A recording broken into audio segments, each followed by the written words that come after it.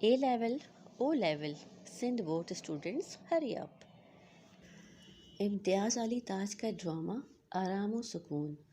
مرکزی خیال اور خلاصہ درست تلفظ میں پڑھیں. اردو کے پرچے کی تیاری اب بہت آسان. ایک سبق آموز کہانی سب کے لیے.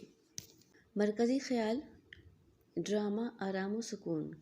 یہ ڈرامہ امتیاز علی تاج نے ایک متوسط گھرانے کے طرز رہائش پر تحریر کیا ہے. ایک متوسط گھرانے میں کس قدر بے سکونی، بے ہنگم شور اور بلا ضرورت بات چیت کا سلسلہ جاری رہتا ہے. یہ ڈرامہ آرام و سکون ایک بھرپور طنز ہے جو اس صورتحال پر کیا گیا ہے کیونکہ گھر کا سرپرست جو پورے گھر کی معاشی ضرورت پوری کرتا ہے، اگر وہ بیمار ہو گیا ہے اور ڈاکٹر انہیں صحت یابی کے لیے آرام کا مشورہ دیتے ہیں، لیکن گھر میں شریک حیات اور دیگر افراد انہیں سکون اور آرام نہیں کرنے دیتے. گھر کے تمام افراد اپنی عادت اور فطرت میں ذرا برابر فرق آنے نہیں دیتے اور صاحب خانہ اس حالت کو دیکھ کر دفتر ہی میں سکون کے لیے چل دیتے ہیں اور انہیں آرام اور سکون وہاں نظر آتا ہے جبکہ گھر آرام اور سکون کی جگہ ہے. ڈرامے کا خلاصہ. یہ ڈرامہ آرام و سکون امتیاز علی تاج کی تحریر ہے. اس ڈرامے میں مصنف نے ایک متوسط خاندان کے گھر کے حالات تحریر کیے ہیں جو یقیناً درست اور سچائی کی عکاسی کرتے ہیں.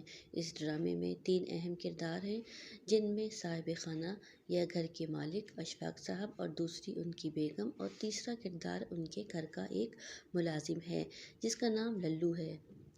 3 اہم کرداروں کے علاوہ ڈاکٹر صاحب معشوقی اور تیسرا ایک بچہ جو کھیل کود میں مصروف ہے. اصل ڈرامے کا مرکزی خیال یہ ہے کہ دفتر میں ملازم ہیں اور اس وقت سخت بیمار ہیں. ڈاکٹر صاحب ان کا چیک اپ کرنے آتے ہیں، ان کو بہت آرام و سکون کا مشورہ دیتے ہیں. بیوی کی حالت یہ ہے کہ اپنے شوہر کی بیماری سے پریشان ضرور ہے لیکن خاموش نہیں رہ سکتی، نہ خود کو سکون میں رکھ سکتی ہے اور نہ ہی اس کو شوہر کا سکون پسند ہے. بیوی زبانی طور پر ڈاکٹر کے مشورے پر عمل کرنے کو کہتی ہے لیکن خود کسی نہ کسی موضوع پر بات چیت اور چیخ و پکار جاری رکھتی ہے اور بار بار یہ الفاظ دہراتی رہتی ہے کہ آرام و سکون ضروری ہے اور آپ آرام کیجیے. یہ گھر والے کسی کو آرام نہیں کرنے دیتے اور بیوی اسی کمرے میں ہی موجود رہتی ہے اور وہیں سے کبھی ملازم للو کو ڈانٹتی ہے اور کوئی نہ کوئی کام بتاتی رہتی ہے یا پھر بچے کے شور و غل کو دیکھ کر خود بھی چیخنے لگتی ہے. کبھی بہشتی گھر آتا ہے تو ڈانٹ ڈپٹ کرتی ہے. الغرض وہ خاموش ہونے کا نام ہرگز نہیں لیتی اور کسی نہ کسی بہانے بولتی رہتی ہے. مختصر یہ کہ مریض کو نہ تو داخلی سکون میسر آتا ہے اور نہ خارجی شور و غل سے نجات ملتی ہے. سارا سکون اس لیے غارت ہوتا ہے کہ کبھی بہشتی آتا ہے کبھی بیگم صاحبہ اسے ڈانٹتی ہیں تو وہ چلا جاتا ہے لیکن ڈانٹ ڈپٹ چلتی رہتی ہے. اس کے بعد کبھی محلے کے لوگ ٹیپ ریکارڈر پر ہارمونیم بجا کر گانا گانا شروع کر دیتے ہیں. اشفاق صاحب ان کو منع کرنے کو کہتے ہیں.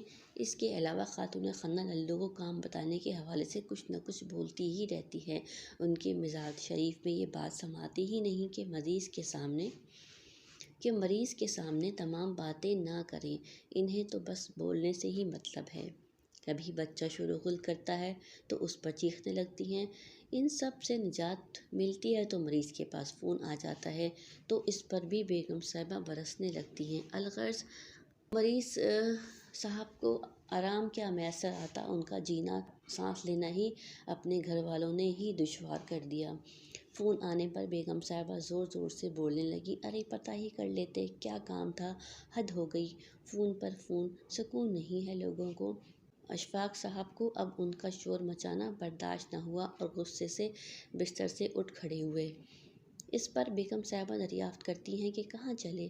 وہ کہتے ہیں کہ دفتر جا رہا ہوں. اس پر آپ کہتی ہیں کس لیے؟ اشفاق صاحب تنک کر کہتے ہیں آرام اور سکون کے لیے. السلام علیکم.